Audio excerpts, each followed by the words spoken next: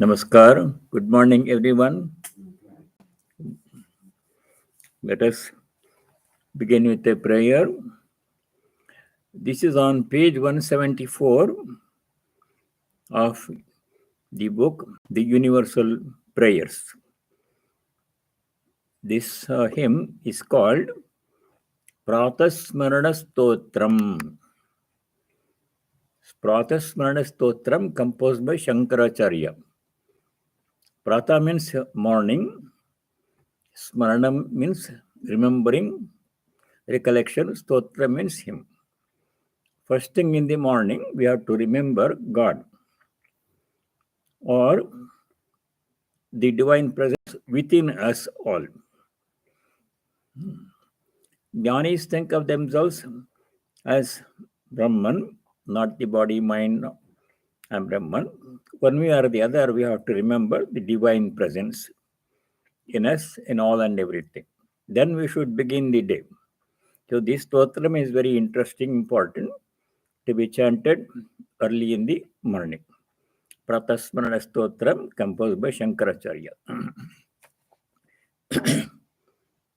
Pratasmarami hृदि संस्फुरदात्मतत्त्वम् सच्चित् सुखं परमहं सगतिं तुरीयम् यत्स्वप्नजागरसुषुप्तमवैति नित्यम् तद्ब्रह्मनिष्कलमहं न च भूतसङ्गः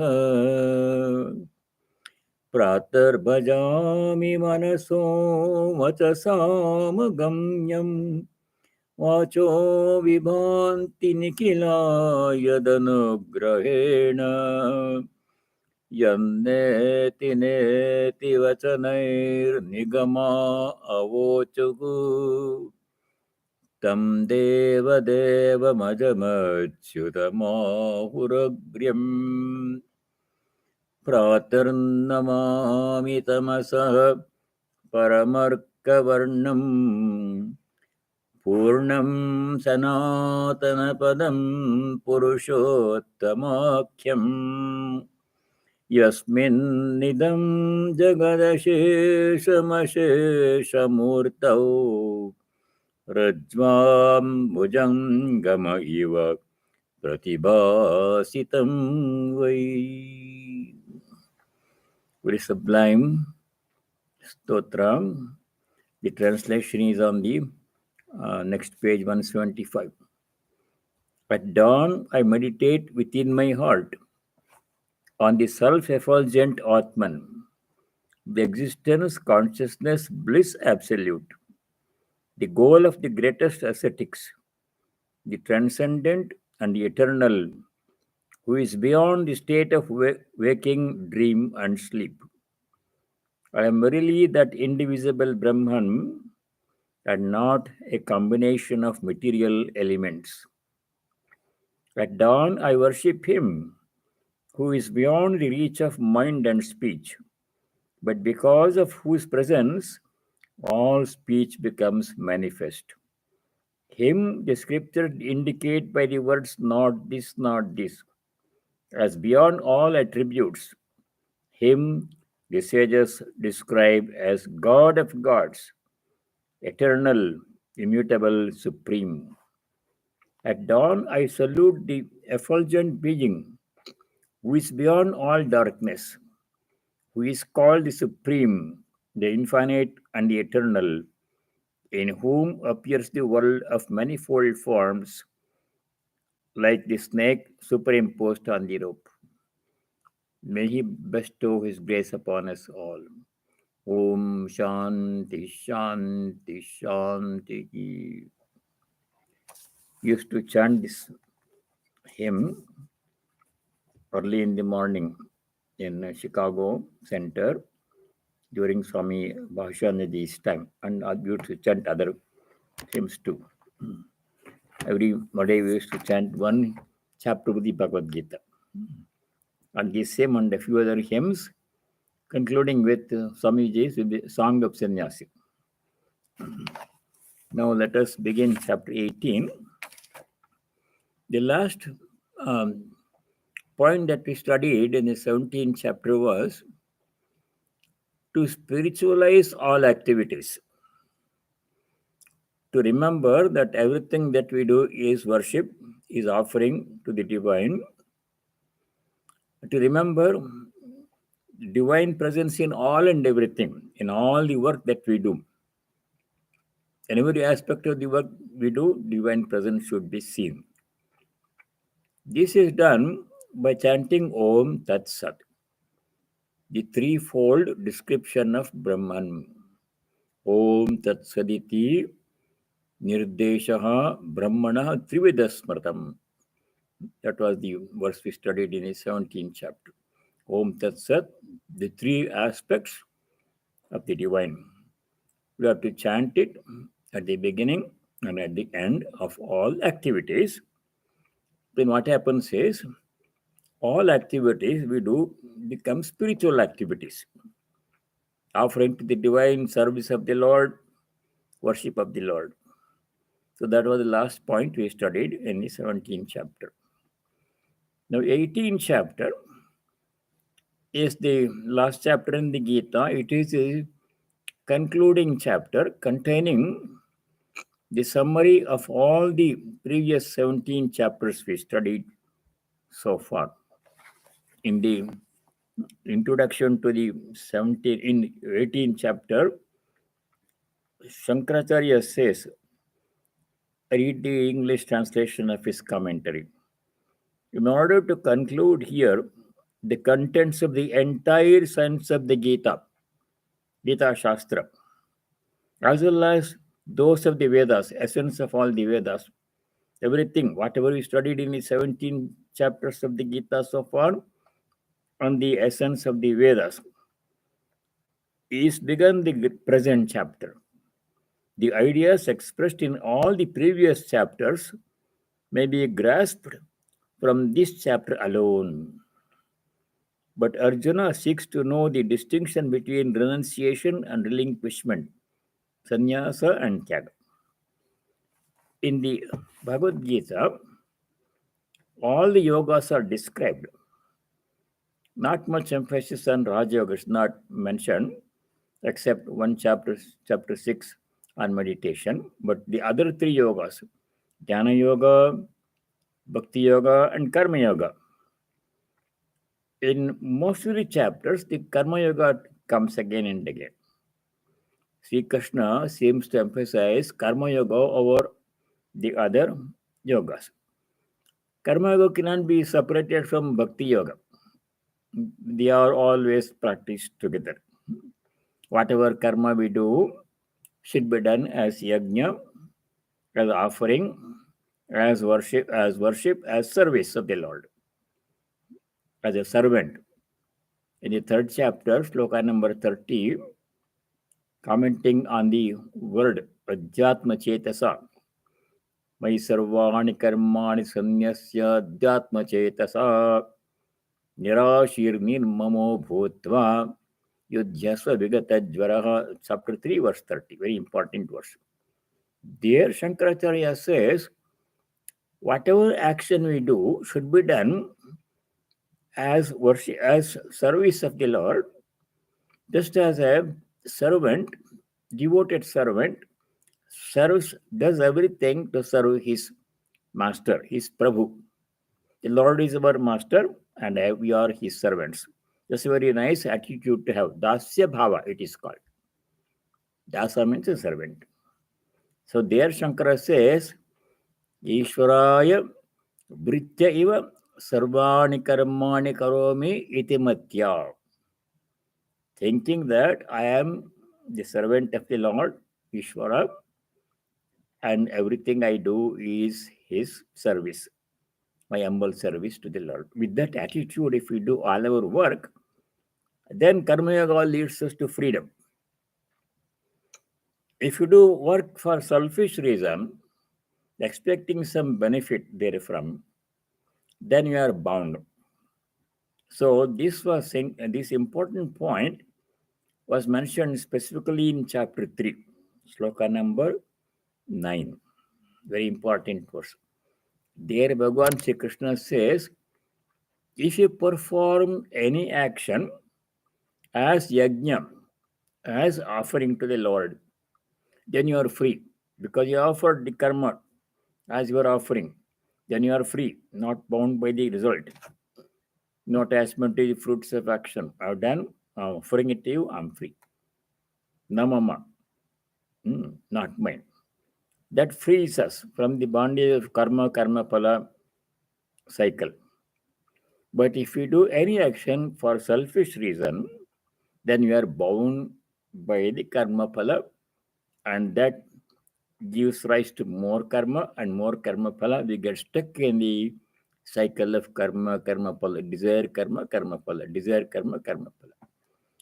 The idea is to break loose from that cycle, from that loop.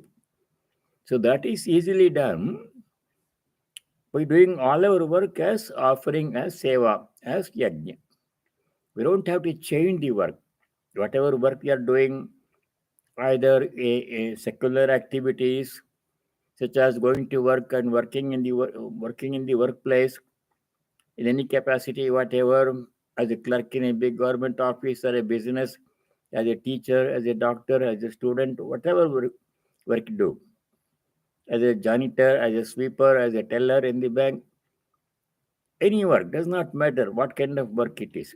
If it is done as an offering, as service, as worship, then it frees us, shows us the way to freedom, purifies the mind, and facilitates to achieve, helps us to achieve pure devotion, prema, shuddha bhakti, or self knowledge, atmajnana.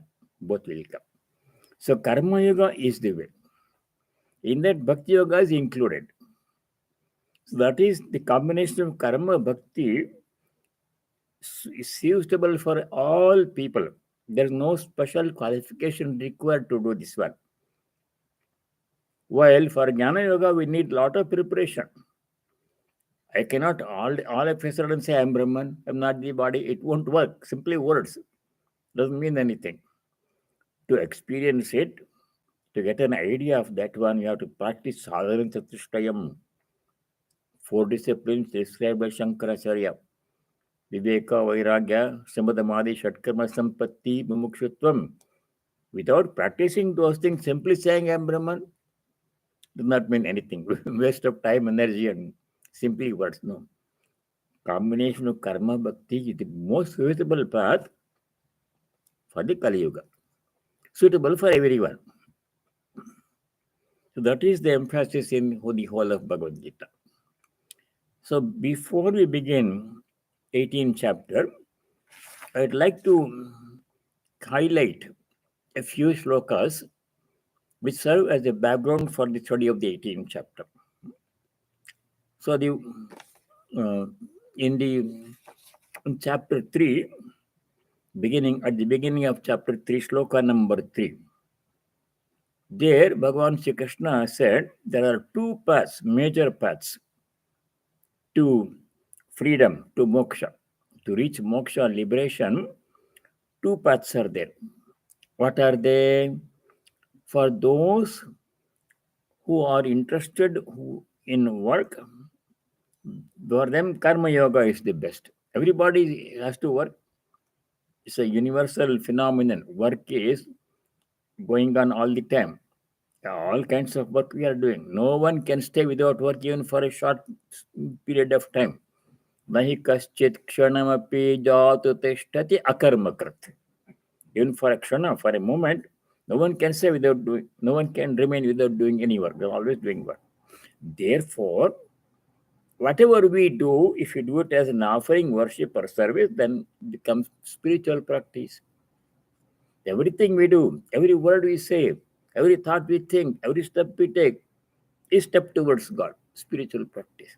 See, that's the beauty of karma yoga. Don't have to change anything, go any place else.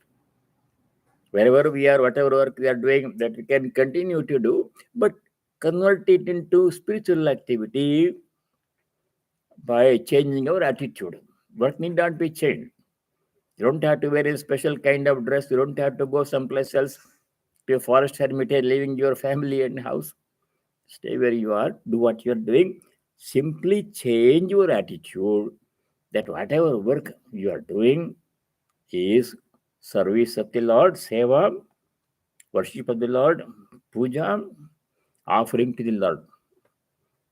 That's all he is asking. The small change, if we do, then all activity becomes spiritual activity.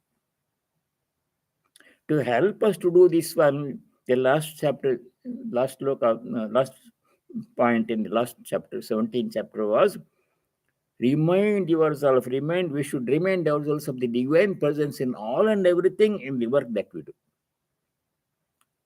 That is easily done by chanting Om Tat Sat.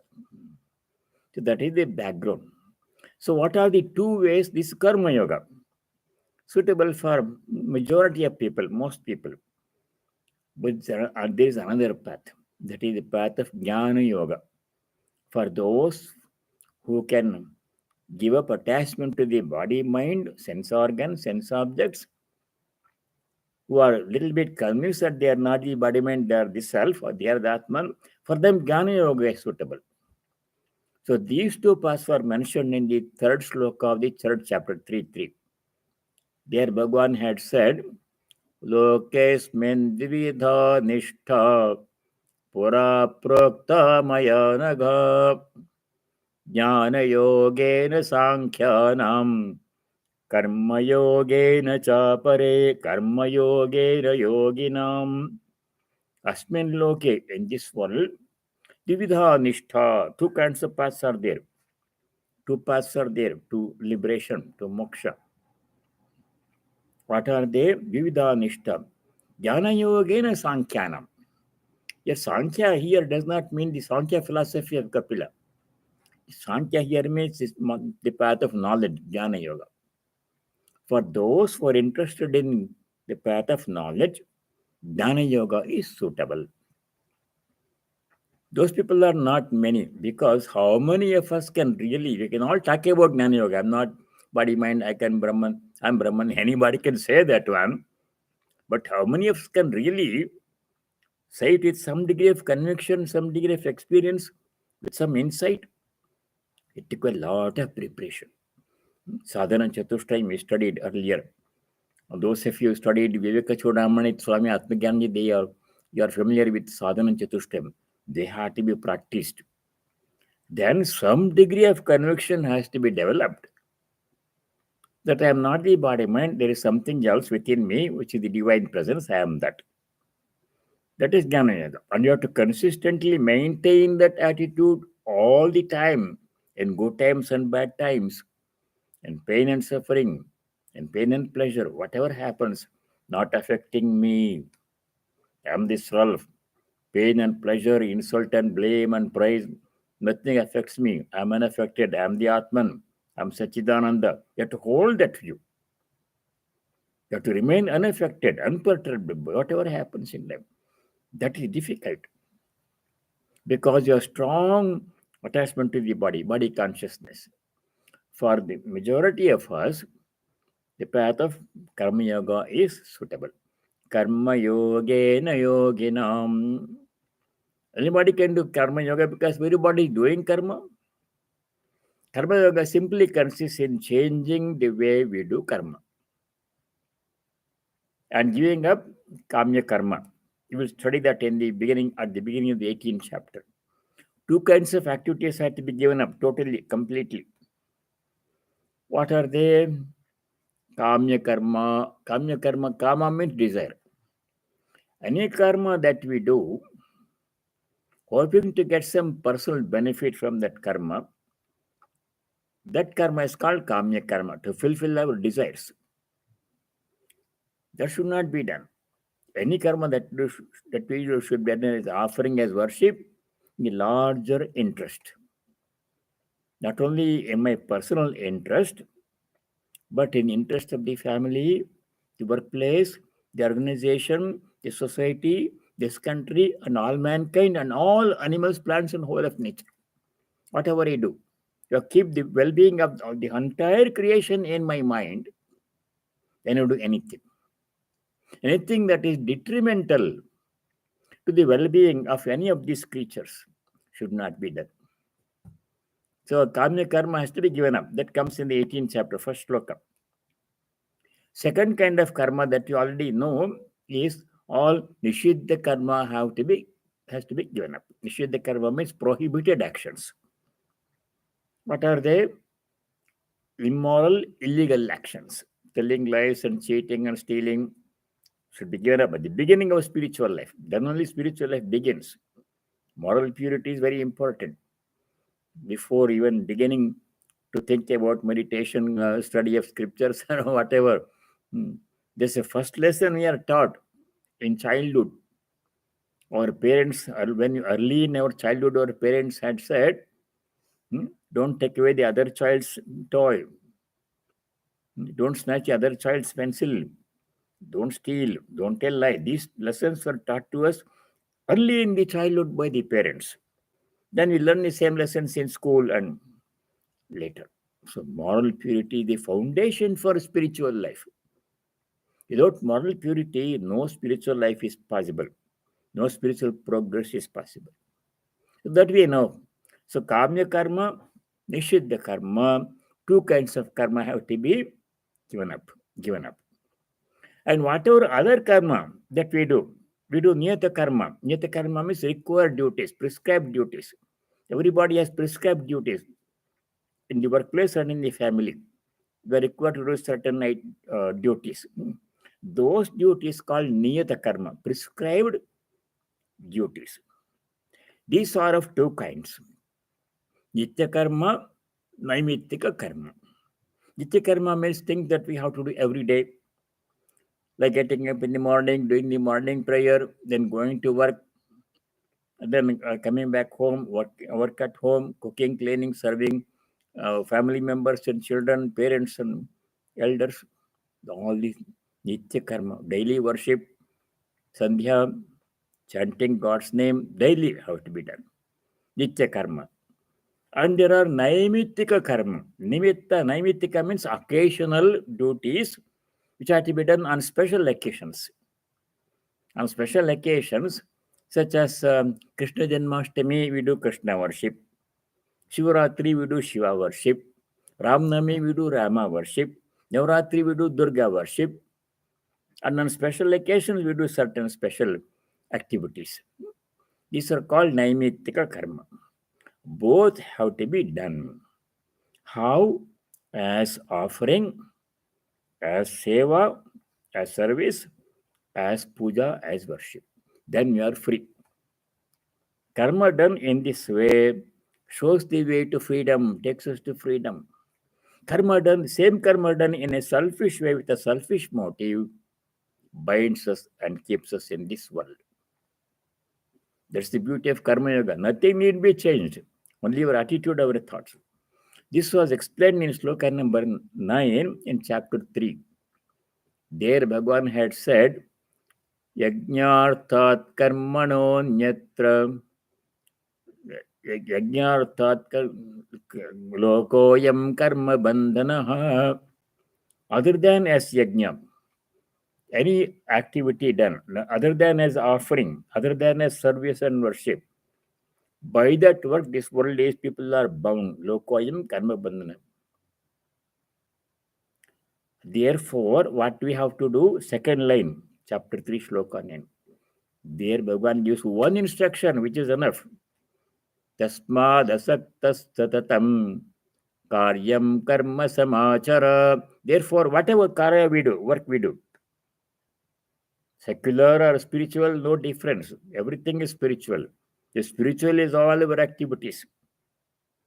So whatever work we do, we have to do it without attachment to karma and to karma phala.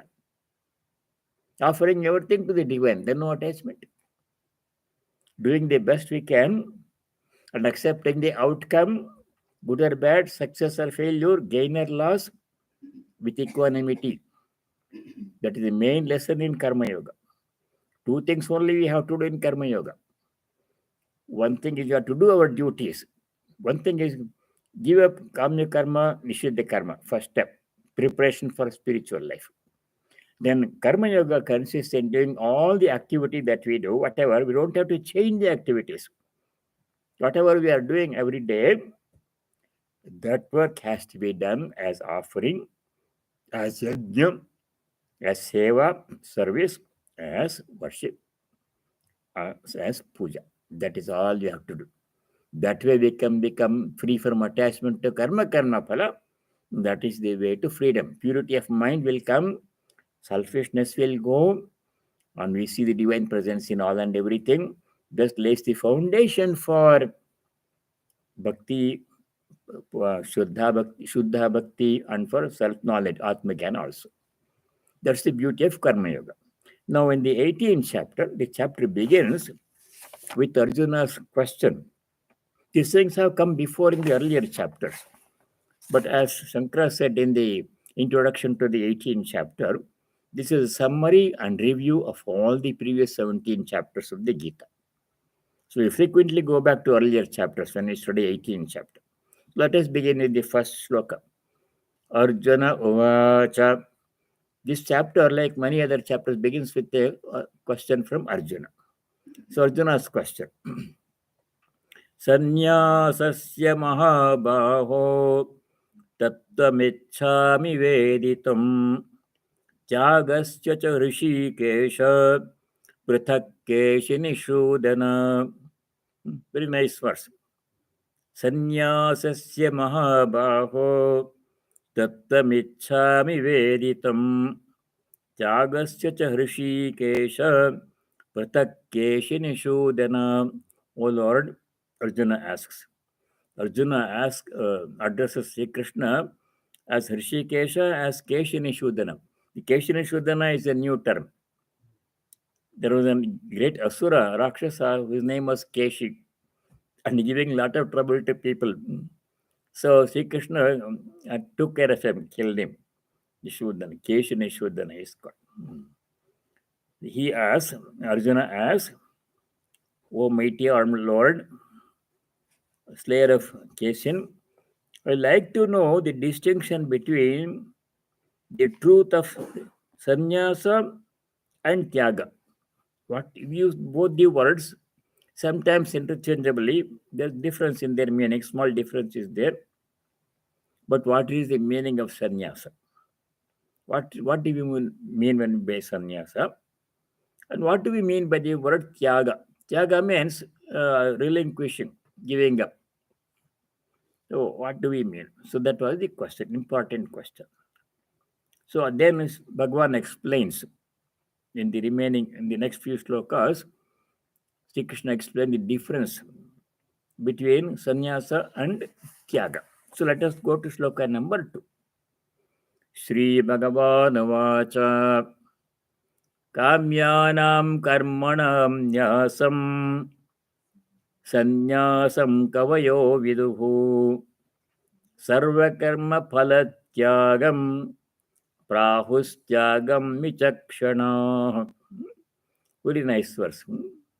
Kamyanam karmanam nyasam saṃnyāsam kavayo viduhu.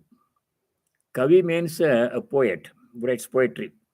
Kavi also means one who knows everything, knowledgeable person. Kavi. Knowledgeable people. Kavayaha, plural. Viduhu, they say, what did they say? Kamyanam karmanam nyasam. Nyasa means dedicating, offering, or giving up. See, nyasa means depositing something, dedicating something, giving up something. When they build a temple, before they install the deity in the altar, before they build the altar where the deity is going to be placed, below that, in the foundation, they put all the 9 precious stones. There are 9 kinds of precious, we only know 2 or 3. Diamond, and I don't even know the names of all the precious stones. There are some names. They are collected. I saw this ceremony in one place, and they are deposited there. That means the source of all wealth, not only material wealth, wealth of knowledge.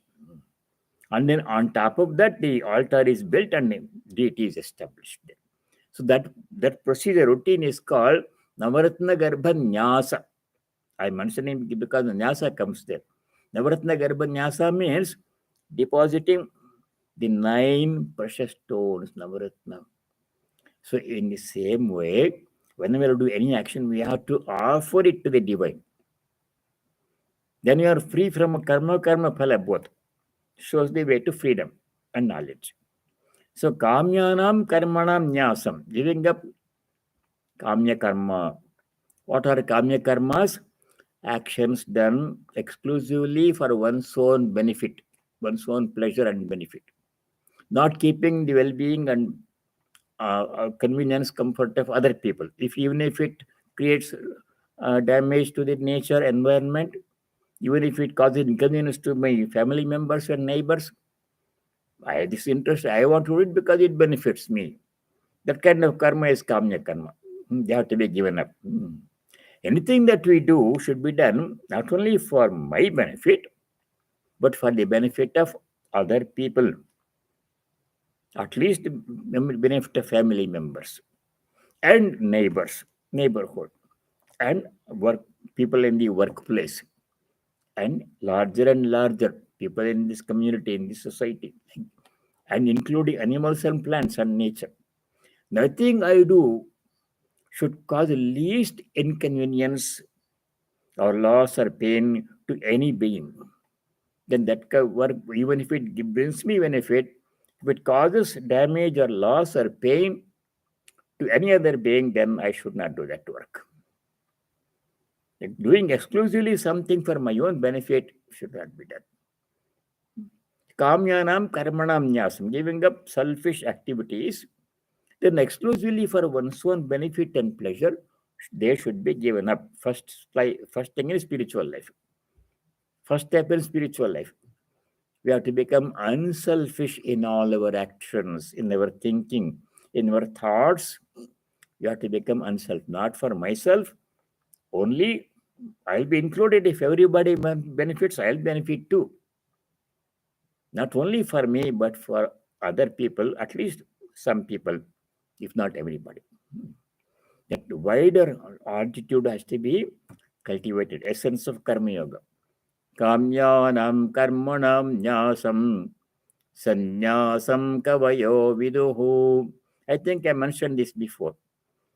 A new year person, family person, we had wife and kids. So he would come home from work and put his briefcase there, put his tie in some other place, and go straight to the kitchen, open the refrigerator, keep some food on the plate, warm it up in the microwave, sit down in front of TV, turn on TV, and watch TV and eat food. Wrong. First thing we should do when you go home from work is to change the clothes, wash up a little bit, and go to the prayer room, do some brief prayer, ask the wife and children, how are you do? How was your day? Did you eat? Then with everybody saying a prayer, you should eat. Unselfish way. Same karma eating. Selfish way, unselfish way. That change only we have to make. So giving up kamya karma, first step in spiritual life. Kamyanam karmanam nyasam saṃnyāsam kavayo viduhu. First thing. That is sannyasa. Giving up. Sannyasa does not mean changing a cloth to Geriva cloth and living in an ashrama. That's one aspect of sannyasa. But the real essence of sannyasa is not doing anything for one's own self and doing everything in the interest of all, for the safety and well-being of all. May all benefit from my work. Essence of Karma Yoga. Second thing is, second line of second shloka, Sarva Karma Phala Tyāgam Prahustyāgam Vichakshana. Vichakshana means Pandita, those who are very knowledgeable people. Like Kavi in the first line, Kavayo Viduhu Vichakshana. Knowledgeable people, what they have said, Sarva Karma Phala Tyāgam. Giving up the fruit. Karma phala means the fruit of action, of all action that we do. Sarva karma phala tyāgam. Giving up the fruits of all action. Giving up, not physically giving up, mentally giving up attachment to karma phala. I've done this work, made benefit all, and offering it to the Lord as my humble offering, not that He needs, but for me to become free from attachment to the karma phala. The only change in attitude, karma need not be changed. Whatever work we are doing, we can continue to do.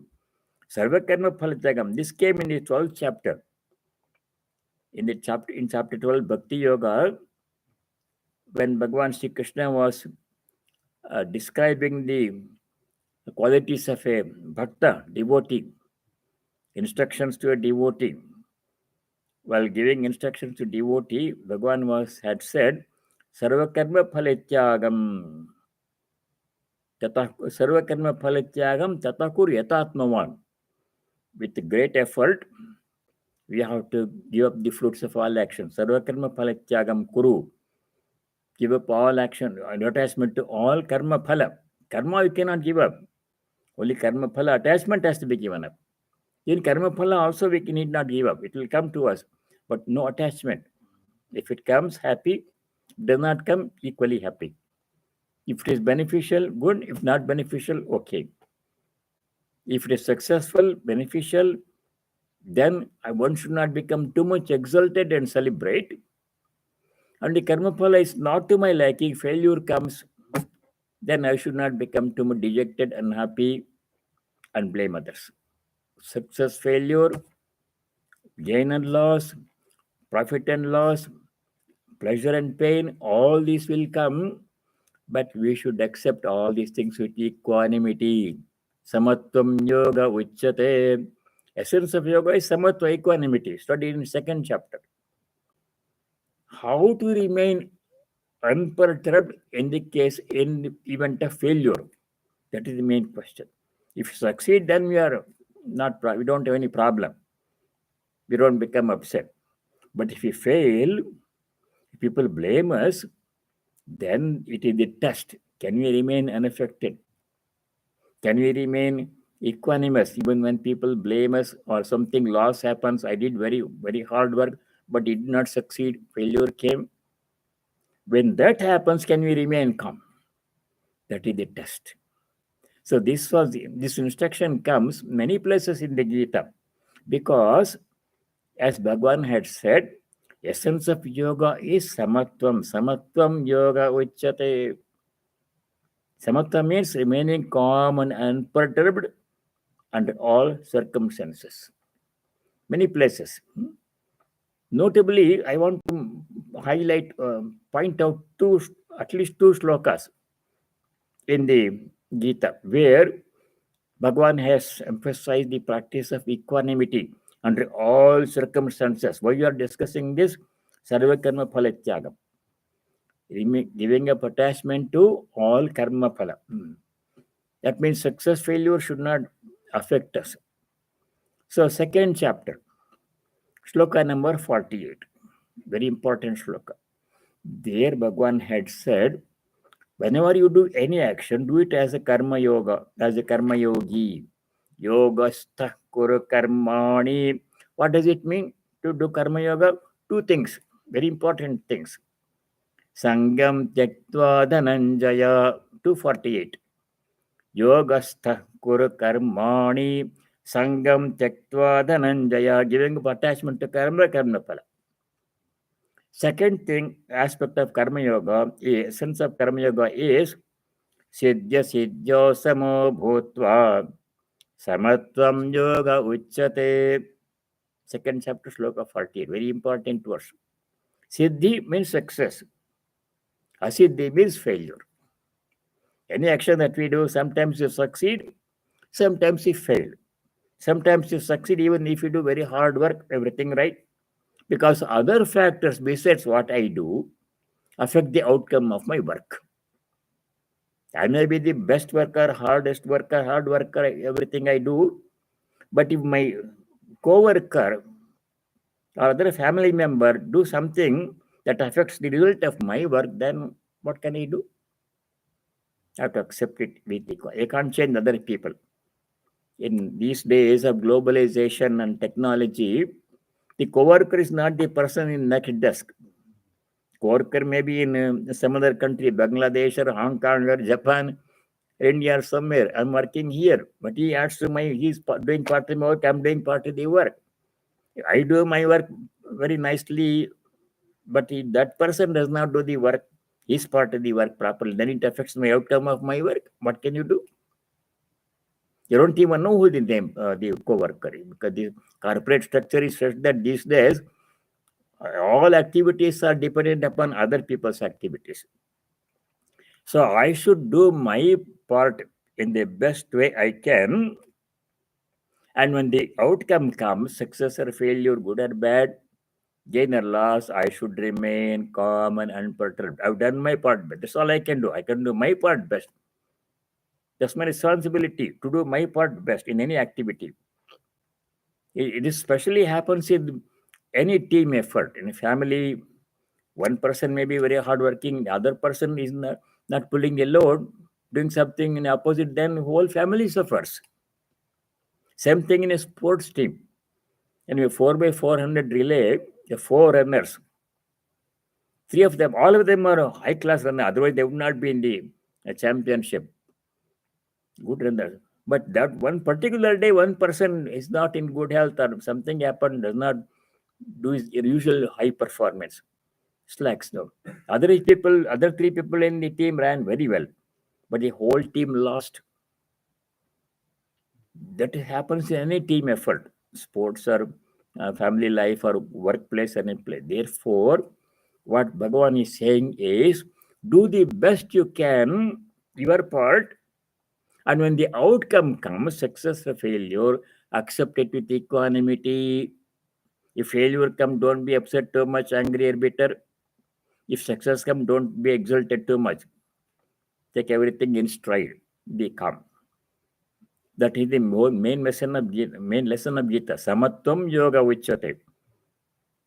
Similarly, in other places in the Gita, Bhagavan had said, maintain equanimity under all circumstances. Essence of yoga is equanimity. Some people praise us, some people blame us for the same thing. And for criticism. Then the test is, do I become upset and blame them back and escalate the altercation, or do I remain calm and let it pass? That's it, test, samatva. So, sarva karma phala tyāgam, not being attached to the fruits of all karma phala, sarva karma phala.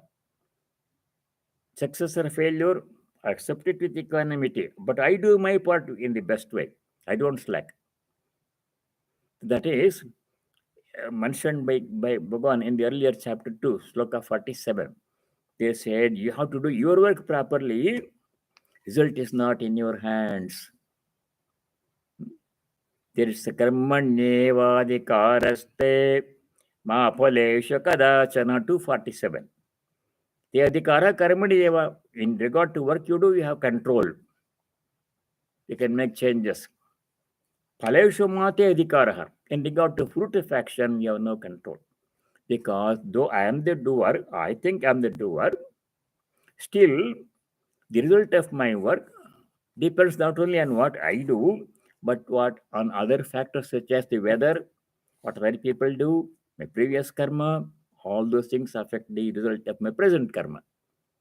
Therefore, I should do my best and leave the rest.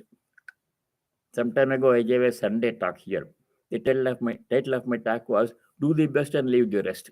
I simply mentioned what Sri Krishna mentioned, 247, 248. So another sloka I like to point out, because 18th chapter is a review of all the earlier chapters. That's why I'm going back to other earlier slokas. We have to recapitulate all those relevant slokas when we study 18th chapter. That's the purpose of 18th chapter, summary, review. Chapter 5, sloka number 20. Very important verse. There Bhagavan had said, whatever life throws at you, insult or praise or gain or loss or pain or pleasure, success or failure, you remain calm. Very important instruction. 520. There Bhagavan had said, na prahrushyet priyam prapya, no dvijed prapya cha apriyam. Priyam prapya, something pleasant happens, na prahrushyet, should not be exalted too much and start celebrating. Next moment things may change. Apriyam prapya, When something unpleasant happens, failure comes, blame comes, criticism comes. Na prahrushyet, na udvijet. We should not become udvega means perturbance of the mind. Should not be perturbed. Take it calmly. This too shall pass. A very important lesson in the Gita. Equanimity under all circumstances. Samatvam yoga vichyate. That instruction comes again and again in the Bhagavad Gita. Equanimity, samatvam under all circumstances. Then nothing perturbs us. That ability, if we can practice, if we can gain, then we're always happy no matter what happens. Otherwise, if we are affected by every small thing that happens, then we are not at peace. Always something happens. If I am affected by every small thing, then I will not be in peace at all. Always unhappy, suffering. So here, sarva karma phala tyaga. When a failure comes as a karma phala, I should not be perturbed. That means giving up attachment to all karma phala is the essence of karma yoga. Two things were mentioned in the second shloka, chapter 18. Kamyanam karmanam nyasam. So, kamyanam karmanam nyasam, giving up the all kamya karma, selfish action done for one's own pleasure. Giving up, first step. Second step is sarva karma phala tyagam, giving up all attachment to all karma phala. That means good or bad, success, failure, whatever comes, accept it with equanimity. But we have to do our part best. That's all we can do. There is a sense of karma yoga. So this sloka number 2 contains the essence of karma yoga. Two things. So that is the Bhagavan's answer to Arjuna's question. Sannyasa means giving up kamya karma. Tyaga means giving up attachment to fruits of all actions.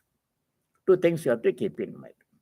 This can be done it has to be done by householders, by sannyasis, by students, by older people, by everybody. No exception.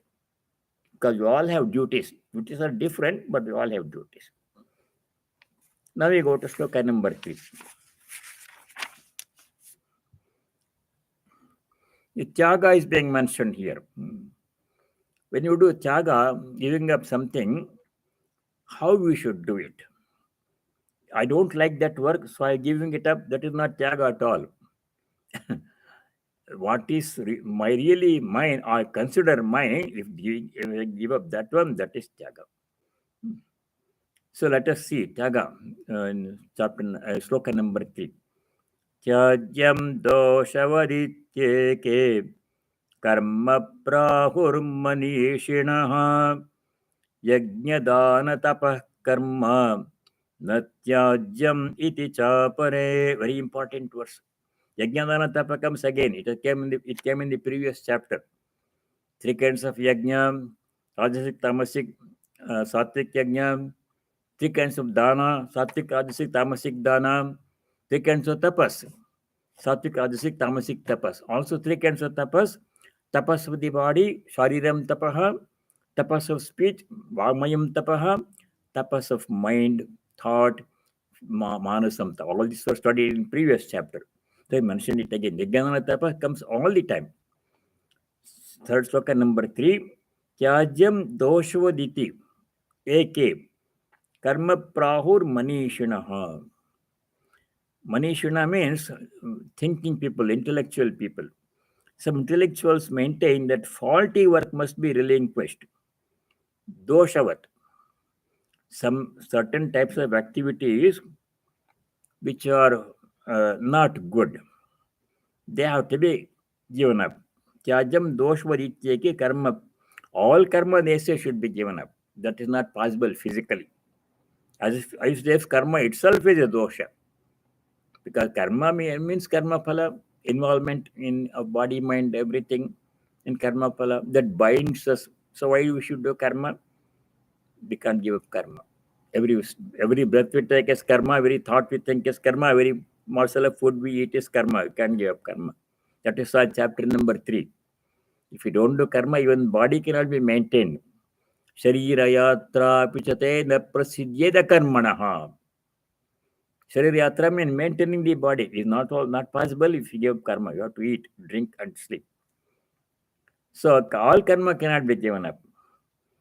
3 kinds of karma have to be done, definitely. Other karma may are depending upon what the type of karma we can give up. Kama karma we have to give up. Nishuddha karma we have to give up. Niyata karma we cannot give up. Of the niyata karma, prescribed duties which we all have to do, 3 stand out. What are they? Yajna, dana, tapas. These 3 should never be given up. Second line, sloka number 3. Yajna, dana, tapah, karma, natyajam. Should not be given up. Everybody has to do. Yajna means, one meaning is sacrifice, ritualistic performance of rituals, offering in the home of fire. That is one. Yajna in general means any activity that is done as an offering. That is in chapter number 3, Yajna. Dana means sharing, charity. We get so much from other people, from animals, from plant, from nature. What are we giving in return? In chapter 3, we studied any person who simply keeps on receiving all the benefits and gifts from other people and does not give anything in return, such a person is called a thief. Tairdattana pradayebhyo yo bhungte stena eva saha. 3:12, I think. Tai means by the gods, by nature. Nature gives us so many things. The food that we eat, the air that we breathe, the water that we drink, all given comes from nature. Animals and plants and nature. We receive all these things every moment. We are receiving things from nature every moment. But if we don't give anything in return to animals, plants, and nature, then we are being like thieves. Stena means a thief. So we should give. Dana is essential part of life. 3 kinds of dana we studied in the previous chapter. How to do dana? Desha, kala, patra. 3 things have to be kept in mind. So yajna has to be done. Dana has to be done. Third thing we have to do, should not give up at all, is tapaha. 3 kinds of tapas we have to do. Everybody has to do.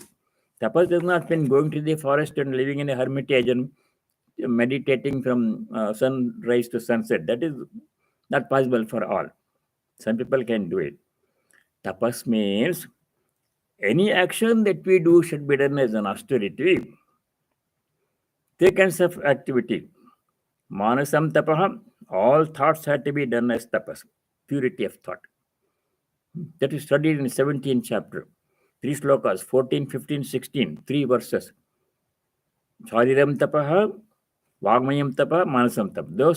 Those 3 things have to be done by everybody, no exception at all. That kind of tapas has to be done. So yajna tapas, yajna tapas, karma natyajam, should not be given up at all by anybody. Karyameva, we have to do. How to do yajna tapas comes in next sloka. We'll read sloka number 4. No, that comes in the fifth sloka. So sloka number 4. Nischayam sruname tatra tyāge bharata sattama tyago hi purusha vyaghra trividam samprakirtitaha. Tyaga is of 3 kinds. It refers to this theme, tatra, in this matter. Tyāge bharata, tyāge, in reference to the topic of tyaga. Oh Bharata, best of Bharatas, listen to my decision.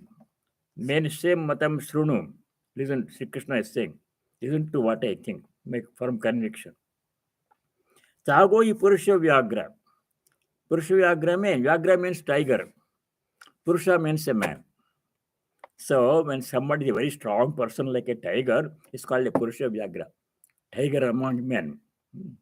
So Arjuna was called purusha vyaghra, very strong man.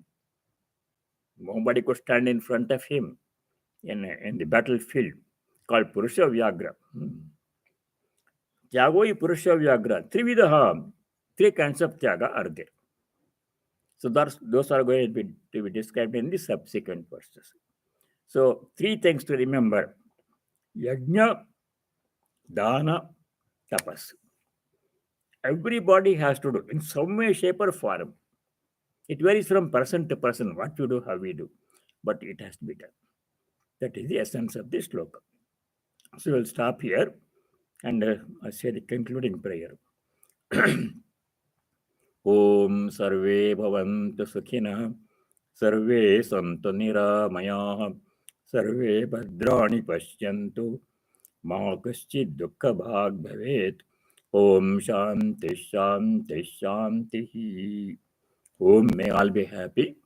May all be free from ill health and other problems. May all know, realize, and practice what is good, noble, and auspicious. May no one be subject to any kind of suffering. Om peace, Adhyatmika Shanti, Adi Bhautika Shanti, Adidevika Shanti. Om Shanti Shanti Shanti. Namaskar everyone. God willing, see you next week. Stay well.